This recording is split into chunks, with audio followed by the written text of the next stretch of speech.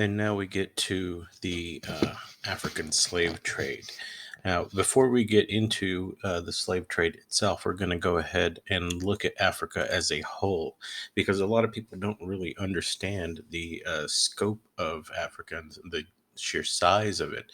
So, what we're going to do here is look at all of the different things that then make Africa such a unique place, and how it is this the geography of it that led to the development of Africa. So, the Africa itself, the continent of Africa itself, is three times larger than the United States. And in Africa, you could fit the United States, India, China, Mexico, the Iberian Peninsula, and basically all of Western Europe into the location. So it is a massive landmass. If you look at the maps of the world, Africa is actually made to look smaller, but it is one of the largest land masses in the world. And you could see exactly here in this middle picture how much it dwarfs the United States by comparison. So it is a huge land with enormous diversity of people, and diversity of language, diversity of culture, um, diversity of thought throughout. So you can see here all of the different just linguistic groups within Africa, with over 20 different linguistic groups. That's not taking into account dialects, languages, etc., etc. So just these language groups, you have over 2 dozen of them. So this is a huge land with a lot of diversity, with over 1,000 different ethnic groups. So one of the things about Africa uh, that we look at here in the 21st century is that the people that were brought over from Africa come from very diverse ethnic groups, and basically they were all lumped in together throughout this slave trade, and a lot of the culture that they had was lost to them, and they had to create a new culture. And these cultures that many of them were diminished in Africa. Many of them were almost lost, and that's because of these vast geographical differences. Um, Most of the slaves that are going to be coming in to the Americas come from the west coast of Africa, but you also have some that come from the Congo Basin or even northern Africa. Uh, Africa has the world's largest desert. It has the world's largest river, and it has the world's biggest lake and waterfall. So it has this vast, uh, gigantic land um, of uh, of it has this vast, gigantic land with very different areas throughout, and different cultures growing out throughout those areas. And one of the things that we need to remember is that humanity actually begins in Central Africa. Climate makes herding very viable. There's no need to change anything. And really, the only reason that you have uh, impeding development is things like the tsetse fly that leads to yellow fever and sickness. So there are areas that you can't really create large cities because of the larger cities you have, the more waste you have, and the more flies you have. So these tsetse flies would completely overrun large cities, and would lead to greater sickness. So you have that reason for the fact that there's no real large scale development in parts of Africa, and then the other part, of course, is that herding is very viable. So there's no reason to change. The very first people that created cultures in Africa were herders, were lived in small villages, and the climate made that perfectly viable. There was no need to create giant empires because you had everything that you needed. And so Africa is seen by Europeans as a backwards place, but really they are doing exactly what human beings do, which is to get to a level of comfort where they can actually survive and create a viable existence. So the culture that we will look at in Central Africa and Western Africa, we'll get more into on Wednesday in our class. But this culture is based on family and clan relationships, a small village with polygamous cultures being acceptable in Africa, and especially in Central and Western Africa. You had these more smaller cultures with that were isolated and insulated from one another. But within these Central African cultures, you have an actual communal culture. You have a large open living spaces. You have storage that's controlled by the villagers in it. You have cities or small villages that are made to face inward with a communal space in the middle. And within each of these homes, you would find a family and then relatives living around them. So this was very family centered. It was very centered around clans and uh, and bloodlines. And so once again, there was no reason for them to change all this. Life goes on unimpeded, and you're safe and you're comfortable. You're not spending a lot of energy fighting throughout your life. And so this is a very viable existence. And the Europeans come in, they see this, and they see people that are not civilized. This is where the idea of civilizing the African comes from, is from coming in here and finding and seeing that the African cultures are to the Europeans backwards and pre-civilized. And so the cultures in Africa essentially have gone through ebbs and flows, just like in Europe, just like in Asia. You have seen the rise of larger empires before, and you've seen the great great trade and great exchange between peoples, but that had been lost through time. But the reason that we were able to go back later and find out is because of a man named Ibn Battuta, who described African culture, described African empires, and actually gave us what we know of especially Northern Africa and Western Africa, the fabled golden empires of Western Africa that we have. And here are the voyages of Ibn Battuta compared to some of the people that we'll look at. We'll look at next week. We'll look at the adventures of Zhang He, and his are in gold, and here in blue are the voyages of Marco Polo. Marco Polo being one of the most famous explorers throughout in Europe and the West,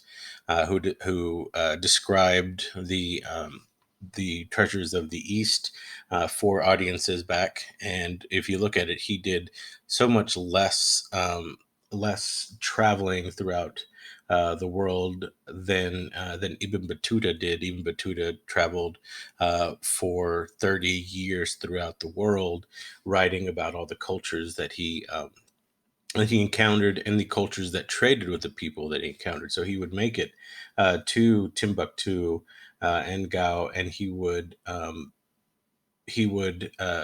write about the people that they were trading with in Central Africa, the people that came and made pilgrimages up to these old areas. And so we know a lot about Africa thanks to him, and thanks to the writings that were preserved and were later found after many centuries of being lost.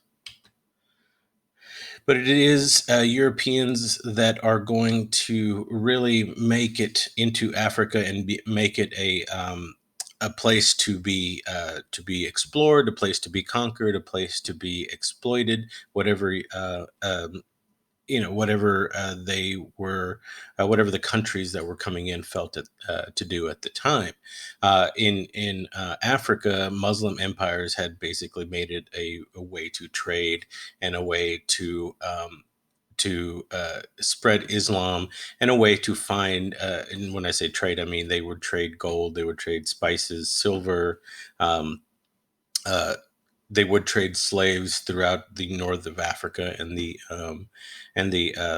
western coast. So the African slave trade already has its roots much earlier than the 1500s, and we'll go into that in class.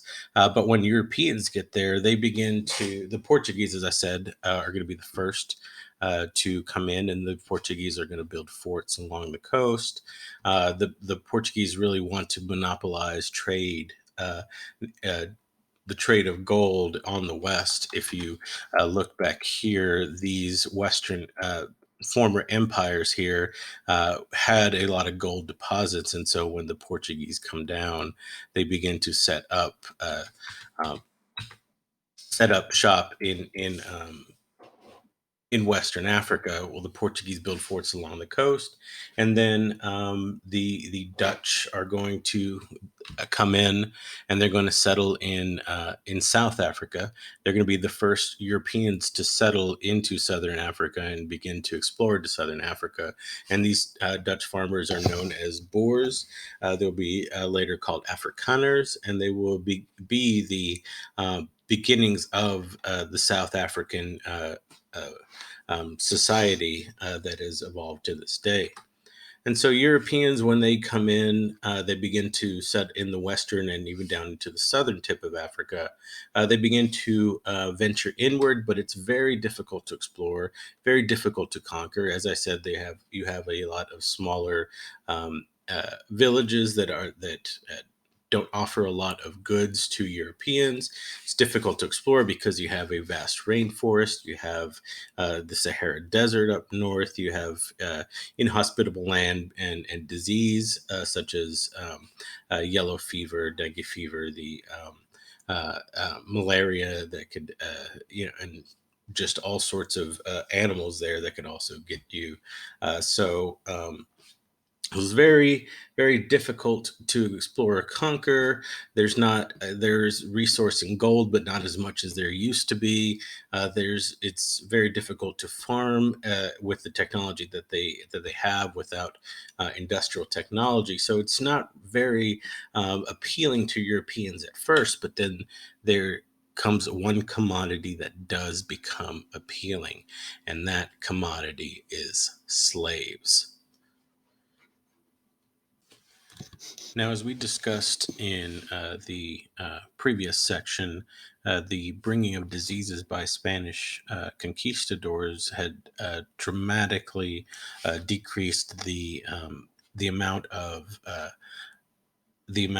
available workers in the New World, because the Europeans weren't going to be doing um, the work that was needed to gain the riches from the New World, and so instead the Europeans began to look to Africa and to look at what had been set up in Africa as an example, because with the arrival of Europeans, you had the very first of these plantations rise in Africa. At first, the Portuguese were just there uh, to set up forts, and slowly, as they gained more power and more influence throughout the world, the Portuguese began to set up permanent settlements. And one of those was sugar plantations, and the sugar plantations worked very well because you just needed a few strong men completely subjugate the African slaves and just a few people up at the top. So you didn't need to spend a lot of money to make a lot of money as sugar plantations took hold.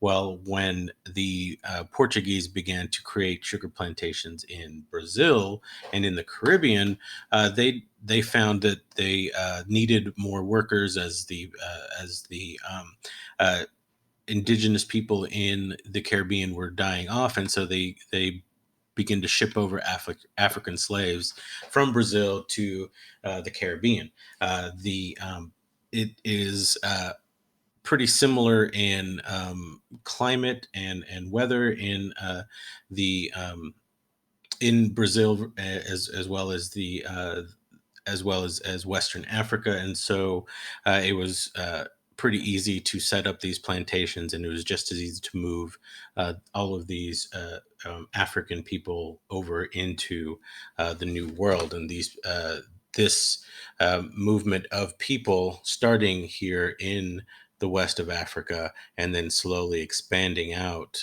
to the south of Africa and the east of Africa created what is known as the Middle Passage, the passage over the Atlantic Ocean, where the first slaves were sent over by the Portuguese and later the Spanish. And this sends the African people to the Americas. And like I said, that you have so many different cultures, so many different linguistic groups, languages that the people sent over uh, didn't necessarily know one another, didn't weren't necessarily of the same tribe, of the same people, but they were all African to the Europeans. They didn't really care. They sent them over to the Americas, and so you have this creation of a whole new type of culture and a creation of a new type of individual, an enslaved individual that has no hope for freedom.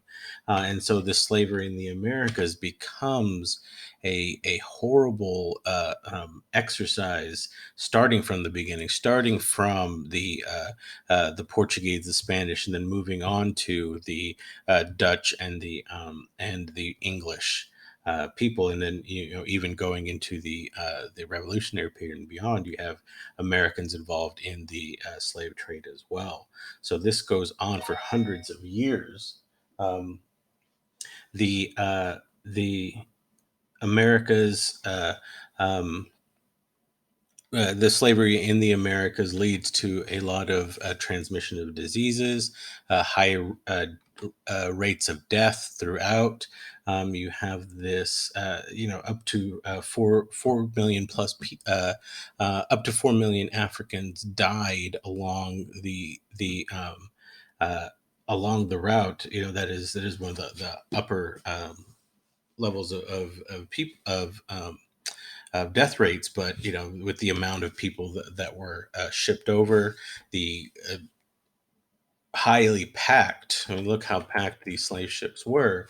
You had high levels of transmission of disease, high death rates, etc. And so the slave trade was completely was a completely new and completely immoral and completely unprecedented uh, new venture by people into the world. And this new venture sets up what's known as the triangle trade. This triangle trade is the transatlantic route from in through the Middle Passage where slaves and goods were sent. So basically, African slaves were sent to the Americas where they cultivated sugar cane, tobacco, all sorts of agricultural goods, and all that cotton, especially, were sent over back to Europe, and there it was used to manufacture goods, and all those textiles, rums, and manufactured goods were sent to Africa. And when they say manufactured goods, they usually mean guns as well. So the weaponry was sent into Africa to help gain more slaves. So you have that continued process. Slaves go to work. The fruits of their labor go to Europe, which sells the manufactured goods back to the slavers, and then this cycle repeats and continues on for hundreds of years. Now, one of the things that get you often hear from certain people is that this notion of slavery is not being is not being anything new, or the fact that Africans were involved in the slave trade as well, or the fact that it is something that wasn't a European invention, but instead was just a continuation of the way that things were. Well, all those things definitely are true. There is something that separates traditional slavery, even African slavery, from this new European slavery. Slavery goes back through the very first civilizations of man. There has always been some sort of slavery component throughout civilizations. As we've moved throughout the centuries, it hasn't really changed in that way. And so African slavery really followed a lot of these different uh, norms that were moved through. Laws had been passed about slavery from the uh, da- days of Babylonians all the way through the tribes of Israel into Rome. You had the ways of treating slaves, and so slavery was encoded in the system. In the way that people operated. So it was a very, very old system, and it was a system that had survived for millennia, and it was a system that did differ from what comes afterwards. This is not a slavery that is based on race. Instead, it is based on conquest and sacrifice. It is as we looked at with the Aztecs, war was usually fought for conquest or sacrifice, and an African slave, and which basically goes back uh, to the very first civilizations. This slavery is based on war. Slaves are often seen as war trophies, or as a tribute, or as some sort of peace offering, or it is basically based on wars that are fought between rivals. This new this old slavery turns slaves into parts of a societal structure. They are within society. So these slaves can become soldiers. They can marry into families. Oftentimes, the women sold in slavery will become concubines or part of the societal structure. And there are laws on how to deal with this societal structure, how to deal with them fairly.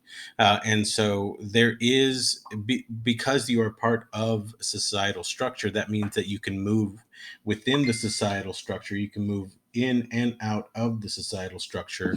Um, that is built around it. So there is a chance for freedom if you become a soldier. If you were a slave and you become a soldier, you can become free. If you are a slave and you become part of the family, maybe you don't get free, but your children will become free. If you are a concubine, then your children also will become free. And so, because they are part of a societal structure, they are definitely not outside of the system. They are within the system. They have laws, they have rights, and they have privileges, or not privileges. That they have rights, and they have the people that own slaves have responsibilities to their slaves on how to treat them. Well, what happens with European slavery is that it uh, basically becomes chattel slavery. That it is on a mass scale, and it is a very useful source for income. The slavery that Europeans end up creating creates a slavery that makes human beings disposable. It is a slavery that becomes reusable as the children of slaves also become slaves, something that is particularly new in societies. And it is, of course, a cheap slavery, because you don't have to treat slaves fairly. They are outside of the system. They are not within the societal structure. They are something that is outside of it. Even in the harshest caste systems during during the height of the Vedic empires in India, slaves still had some sort of rights, and there were rules in treating your slaves well. But in European slavery, slaves were seen as less than human, and part of this is this European supremacy. A part of this is going in and seeing that they are living in quote unquote backwards areas. Part of this is the fact that Europeans have been fighting against non-Christians, and now are fighting against other Christians for centuries, and they see anyone that is outside of their system as being not human, not valid. And so this new slavery that rises up is something that is not seen in society for before.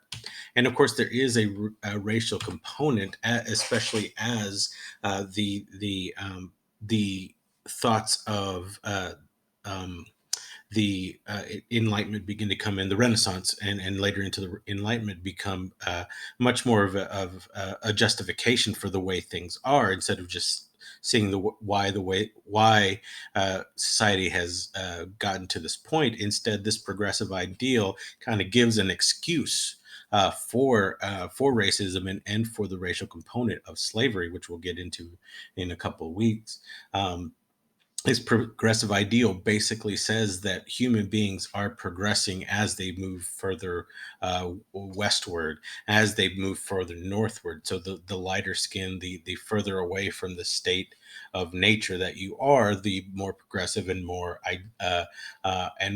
accomplished and civilized you are. So this sort of pseudoscience, this pseudo history, permeates throughout European societies, that this progressive ideal of moving forward, and then this progressive ideal of helping, actually helping Africans, because at least they'll be exposed to Western civilization and Western religion, and this progressive ideal that we are actually helping slaves, that this is just the way things are. This is just a continuation of the old slavery, and bringing something new. And so this pseudoscience, the pseudo history, as I said, really take hold, in pseudoscience of, well, Africans are basically a different type of people.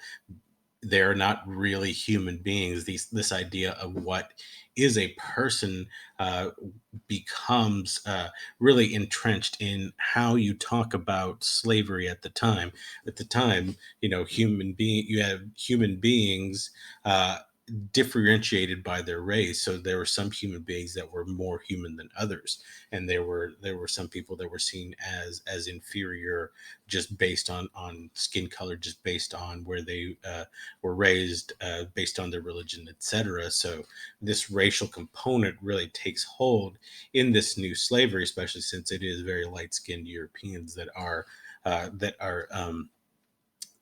enslaving dark-skinned Africans, whereas before, even in African culture, even with North African Arab and North African Arab slavers, and the descendants of the people of North Africa, they were dark skinned as well. So there was less of this, this really stark racial difference between the peoples, and so it was a lot easier to justify, and a lot easier to notice who was free and who was slave, just by looking at people.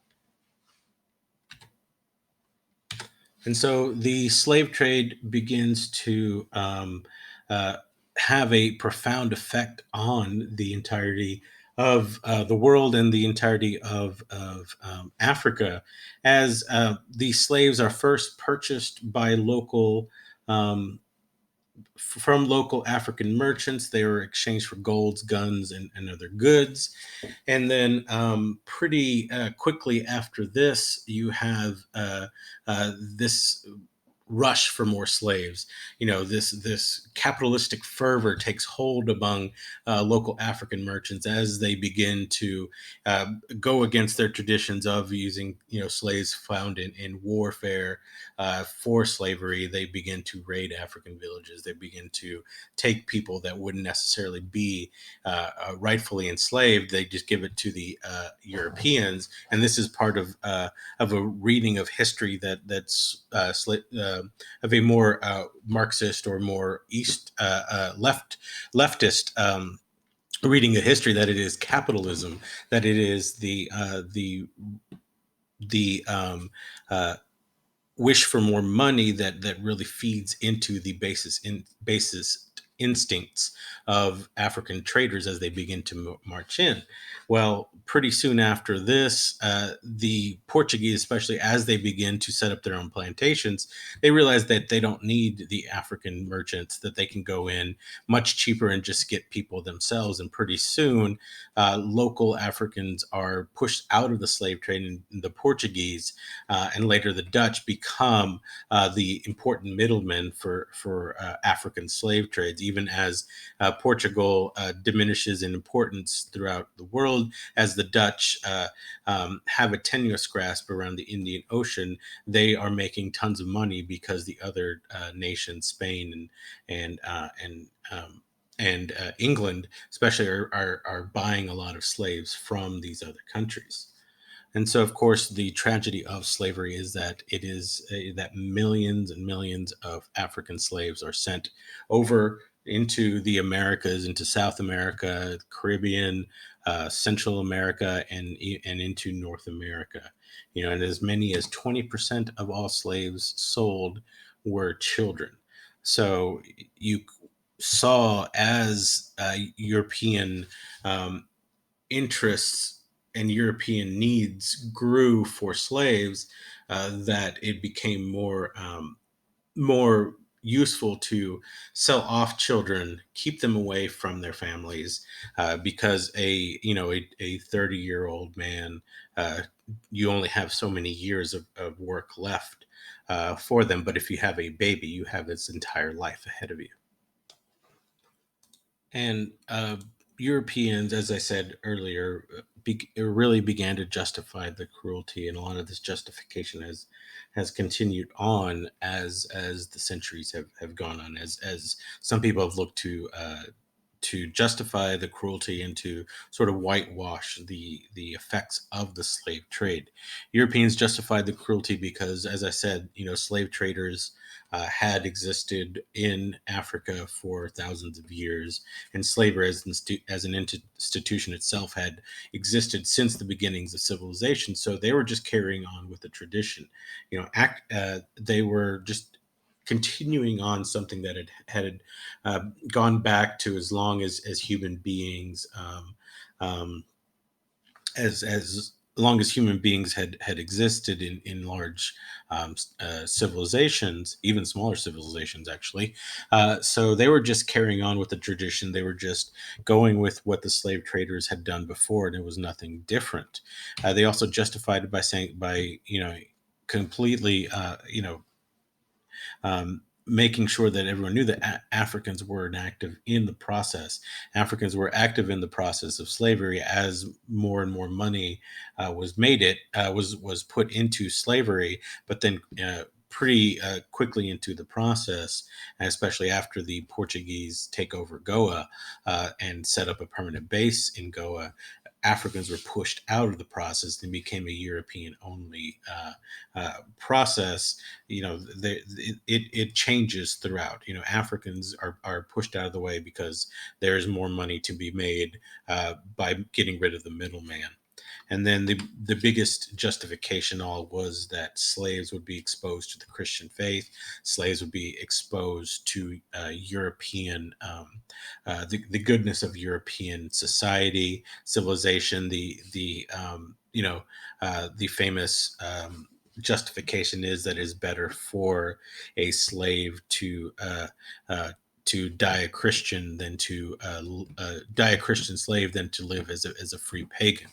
And so, that became really baked into European beliefs, especially as you're looking at the heart of the Protestant Reformation, as Catholics and Protestants alike are looking to save souls, to gain more souls for their denominations, and they're looking at Africa as a place to convert and a place to assert their religious strength. And so slave trade completely changes the continent. Um, as manufactured goods come in from Africa, this completely undercuts African material, uh, um, um, African industrial material. Uh, they Africa uh, is not able to match the developments of Europe, even if they wanted to, because of the loss of so many strong, basically generations worth of workers are taken from Africa. Manufactured goods come in from Europe and undercut African traditional manufactured goods, because especially as industrialization begins to take the tiniest hold in England, it's a lot easier to send, claw and send manufactured goods to Africa. It's easier to send guns to Africa, and so Africa sends money to Europe and sends slaves to the New World, and Africa is diminished because of this. Then, of course, with the influence of Europe and the loss of so many young men, you have political instability. European influence permeates greatly throughout Africa, even to this day. You can see it, and this is even before colonization of Africans. The African states profited from seaborne commerce, and they took an active part in the slave trade, which later leads to more instability and reprisals against those that were involved. And so politically, Africa becomes unstable. They're never able to create the large empires of Europe because of the loss of people and because of the loss of leadership. And so this is what ultimately the slave trade it is a one-sided beneficial relationship where Europeans and our Europeans benefit greatly while Africa suffers. Even if they get money, they also get political instability, and they don't have anybody for generations upon generations that can actually bring Africa together and bring parts of Africa together, at least, to create something that would rival European empires. So I hope everyone enjoyed that lecture, and I hope that you have a greater understanding now on how the world opens up thanks to the exploration of the Americas and the conquest of the Americas in Southeast Asia and the beginnings of the slave trade. Next week, we're going to be looking at we're going to be looking at Far East Asia. We're looking at China and Japan and see how they close up as well, which pretty much opens up Europe to basically be able to take the whole world by storm. So we're going to be doing that, and we're going to have the beginnings of our we're going to be looking at the first exam next week as well. So I hope everybody enjoyed this, and I will see you all in class.